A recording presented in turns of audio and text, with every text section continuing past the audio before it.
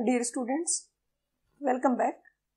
Concrete technology का 7th part है, तो स्टार्ट करते हैं। क्वेश्चन नंबर 91 में कुछ स्टेटमेंट दिए गए हैं और पूछा है कि करेक्ट स्टेटमेंट कौन सा है। तो सारे ही स्टेटमेंट इनकरेक्ट हैं। यहाँ पर आंसर होगा option D, none of this. Statement में ए में दिया है कि वर्केबल कंक्रीट के लिए सेग्रीगेशन है वो नेसेसरी है। बी में दिया है कि कंसिस्टेंसी है वो वर्केबिलिटी को अफेक्ट नहीं करता है। सी में दिया है कि कंक्रीट मिक्स ड्राई है तो स्लम्प मैक्सिमम होगा। नेक्स्ट है क्वेश्चन नंबर 92। क्वेश्चन 92 में दिया है कि कोई कंक्रीट है, उसका कॉम्पैक्शन फैक्टर है वो WP/WF का रेशियो होता है वो 0.95 है। तो वर्केबिलिटी क्या होगी? तो जहां पर भी कॉम्पैक्टिंग फैक्टर 0.92 से बड़ा हो वो हाई वर्केबिलिटी होगी, फ्लोइंग कंक्रीट होगी। तो आंसर यहाँ पे ऑप्शन सी होगा, हाई। थोड़ा सा इस फैक्टर को समझ लेते हैं। कॉम्पैक्टिंग फैक्टर टेस्ट होता है वर्केबिलिटी का, उसमें इस तरीके से होपर्स बने होते हैं। तो पहले कंक्रीट को इसमें फिल किया जाता है, उसके बाद इस प्लेट को रिमूव किया जाता है ताकि कंक्रीट है वो नीचे वाले में आ जाए। इसी तरीके से एक नीचे सिलेंडर होता है, फिर उसके बाद कंक्रीट को उसमें डाल दिया जाता है। इस तरीके से कंक्रीट जब ऊपर से नीचे गिरती है फोर्स के साथ तो फिर वो कॉम्पैक्ट हो जाती है, बट वो फुली कॉम्पैक्ट नहीं होगी ऑब्वियसली। तो एक तो फुली कॉम्पैक्ट कंक्रीट लेंगे, उसका इस सिलेंडर को फिल करेंगे और उसका वेट लेंगे, और दूसरा पार्शली कॉम्पैक्टेड है जो इसमें अपने आप कॉम्पैक्ट हो रही है, उसके से इस सिलेंडर को फिल करके उसका हम वेट लेंगे, और दोनों के वेट का ये जो पार्शली और फुली का रेशियो होगा वो होता है कॉम्पैक्शन फैक्टर। जितनी ज्यादा फ्लोइंग कंक्रीट होगी, जितना ज्यादा वर्केबल कंक्रीट होगी, उतना ही ज्यादा ये फैक्टर होगा, क्योंकि वर्केबल कंक्रीट होगी उसको कॉम्पैक्ट करना इजी होगा, और इस सिलेंडर में वो डालते डालते अपने आप फुली कॉम्पैक्ट हो जाएगी ऑलमोस्ट। नेक्स्ट है क्वेश्चन 93। क्वेश्चन 93 में पूछा है कि प्रॉपर प्रोपोर्शनिंग ऑफ कंक्रीट क्या इंश्योर करता है। तो इससे स्ट्रेंथ भी डिजायर्ड और वर्केबिलिटी इंश्योर करता है, वो मिलती है। डिजायर्ड ड्यूरेबिलिटी होनी चाहिए, रेजिस्टेंस टू वेदरिंग होना चाहिए, आई थिंक यहाँ पे रेजिस्टेंस टू वेदरिंग, और water tightness of the structure. Answer हो जाएगा ऑप्शन ए। नेक्स्ट है क्वेश्चन 94। क्वेश्चन 94 में पूछा है कि कौन सी ग्रेड ऑफ कंक्रीट है वो IS 456 में रिकमेंडेड नहीं है। तो यहाँ पर मेंशन करना चाहिए कि था कौन से टाइप के कंपोनेंट की बात हो रही है, क्योंकि ये सारे ग्रेड्स हैं वो IS 456 में गिवन है, और ये M100 M300 उसमें नहीं दिया गया है, क्योंकि ये आरगोर में जो यूनिट ली है kg/cm² में ली है, और कोड में जो यूनिट है वो Nm/mm² में है। तो इसको 10 से डिवाइड करोगे सबको तो M10 M20 इस तरीके से M50 तक होंगी, और ये सारी ही IS कोड में गिवन है। ये डिफरेंट यहाँ पे ग्रुप डिफाइन कर दिए हैं। ऑर्डिनरी होगा M10 से 20 तक, स्टैंडर्ड होगा M25 से 55 तक, बट गिवन है सारे के सारे, रिकमेंड किए गए हैं कोड में। डिपेंड करेगा क्वेश्चन में कि कौन से कंपोनेंट की बात हो रही है, कौन से स्ट्रक्चर की बात हो रही है जिसमें हमें कंक्रीट यूज करनी है। नेक्स्ट है क्वेश्चन 95। यहाँ पर दिया गया M150 का क्या मतलब है, इसकी स्ट्रेंथ है वो 15 सेमी-क्यूब जो लेंगे उसकी 28 डेज स्ट्रेंथ है वो क्या होगी। तो M150 है तो यहाँ पर 150 है वो रिप्रेजेंट कर रहा है स्ट्रेंथ को, और M रिप्रेजेंट कर रहा है मिक्स को। तो इसकी स्ट्रेंथ होगी 150 kg/cm², तो आंसर हो जाएगा ऑप्शन डी। नेक्स्ट है क्वेश्चन 96।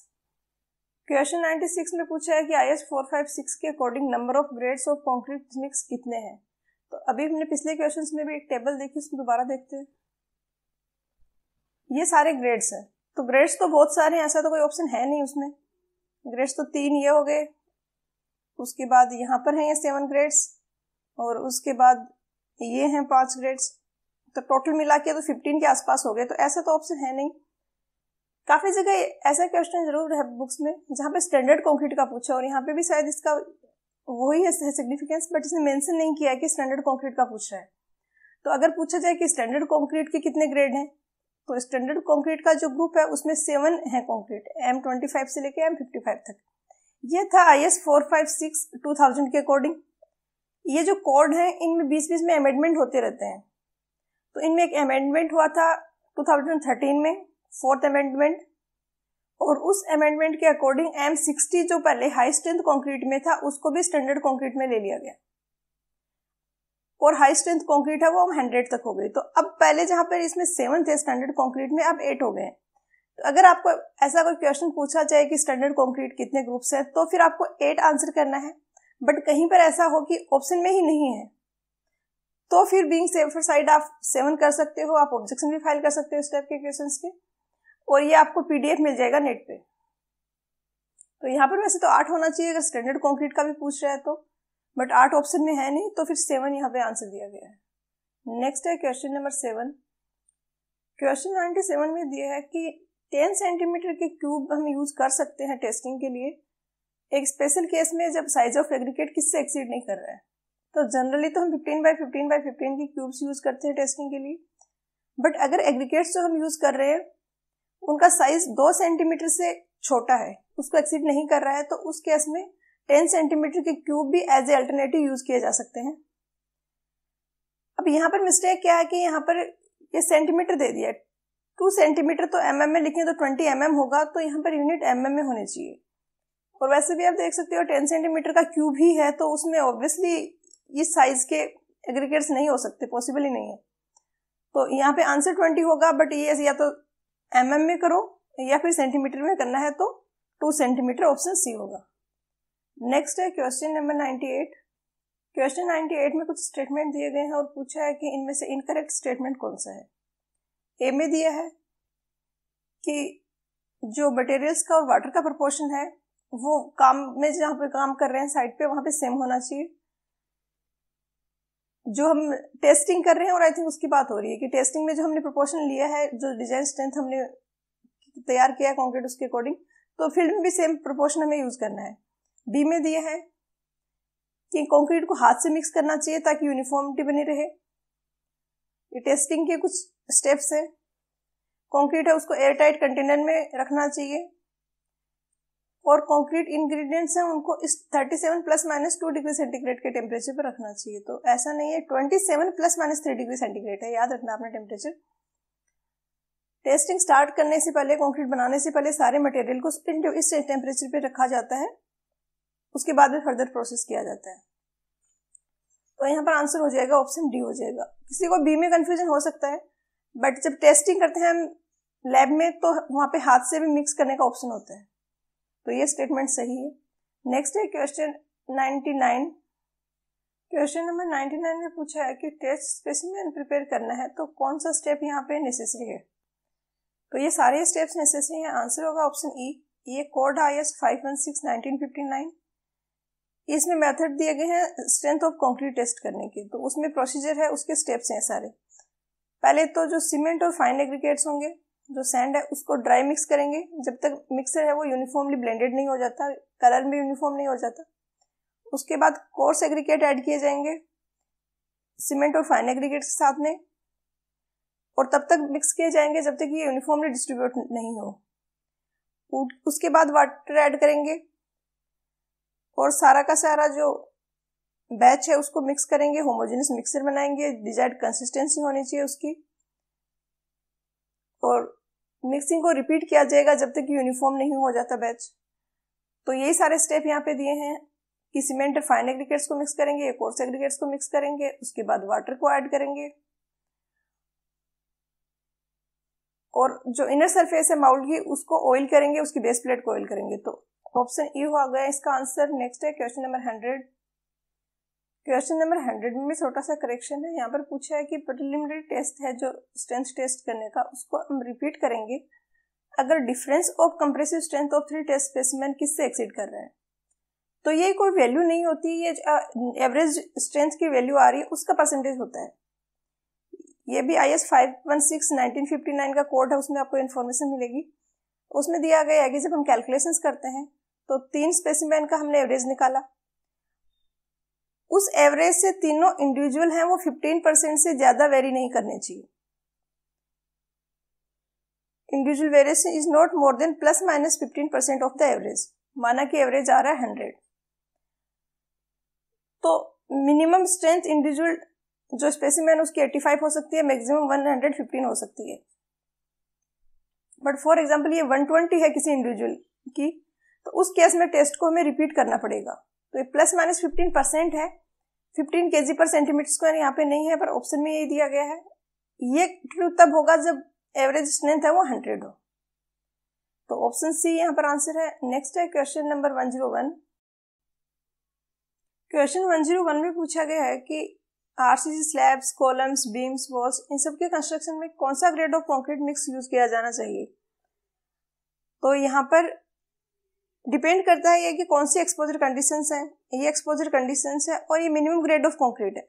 ये मिनिमम है, क्वेश्चन में मिनिमम भी नहीं मेंशन किया है, बट अगर हम मिनिमम के अकॉर्डिंग आंसर करें तो M20 होना चाहिए, और M20 होता है वो 1:1.5:3 होता है। ये M20 है, ये M25 है, और दूसरे ये M20 से लोअर ग्रेड है। तो मिनिमम के अकॉर्डिंग अगर आंसर करें तो आरसीसी के लिए मिनिमम है वो M20 है, तो ऑप्शन बी आंसर होगा। बट मिनिमम नहीं यहाँ पर दिया गया है और हम ऐसे ही जनरल आंसर करें तो बी और डी दोनों ही हो सकते हैं। M20 और M25 दोनों ही यूज की जा सकती हैं। आंसर की में आंसर इसका ऑप्शन सी दिया M15, जो कि गलत है। M20 है मिनिमम। नेक्स्ट है क्वेश्चन 102। क्वेश्चन 102 भी 101 की तरह ही है। इसमें दिया है कि रिटेनिंग स्ट्रक्चर है। रिटेनिंग स्ट्रक्चर रेनफोर्स्ड है तो M20 होगा, तो आंसर है वो ऑप्शन सी होगा।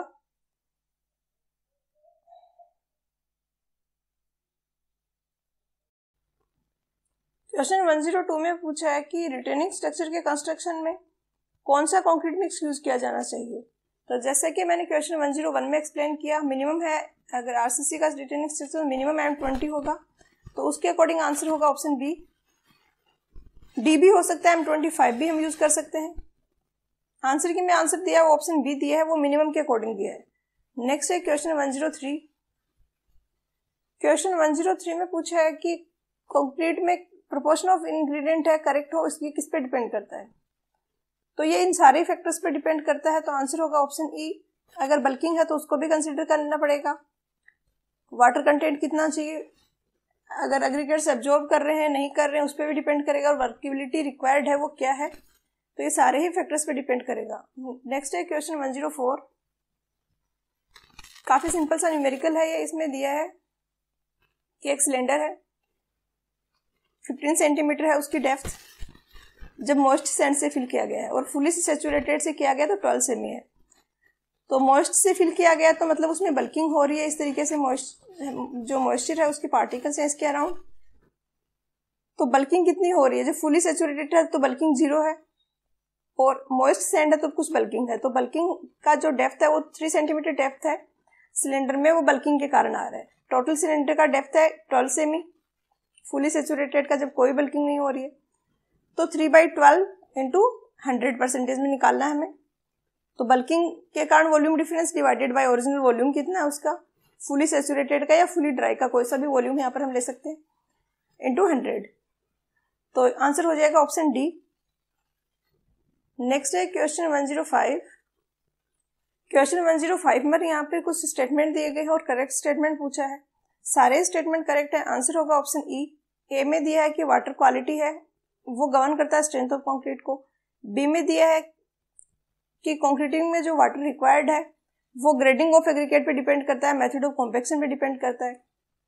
10% एक्सेस वाटर है तो स्ट्रेंथ 15% रिड्यूस होती है, 30% है तो 50% रिड्यूस होती है। इसमें थोड़ा बहुत माइनस आपको डिफरेंस मिल सकता है बुक्स के अकॉर्डिंग, बट फिर भी यहाँ पर जो बेस्ट पॉसिबल आंसर है वो ऑप्शन ई ही है, तो यही आंसर होगा।